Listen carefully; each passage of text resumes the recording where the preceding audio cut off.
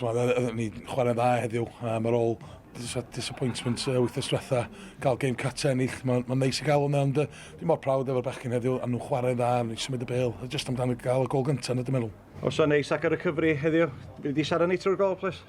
Nath i just bounsio neis, nath i drosodd off the long throw i fewn, a nath i just gymryd chydig bach o deflections, a nath i lawr yn neis i'r droed dde yma, a nes i just hitio hope for the best, a neis gweld ti'n mynd mewn i cefn y nets na. We know that collectively we want to remain in this league next year. That's the main goal for everybody. However, I do believe this group can kick on. I think we've got a good group, which got to learn quickly to start to turn those little moments into results now. Be di'r uchelgais flwyddyn yma hyn?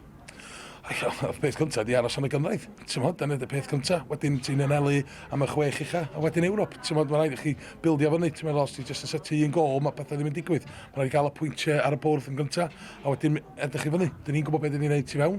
Dyn ni'n cael y gair yna, ond mae'n bwysig bod ni'n cael mwy o pwyntiau ar y bwrdd.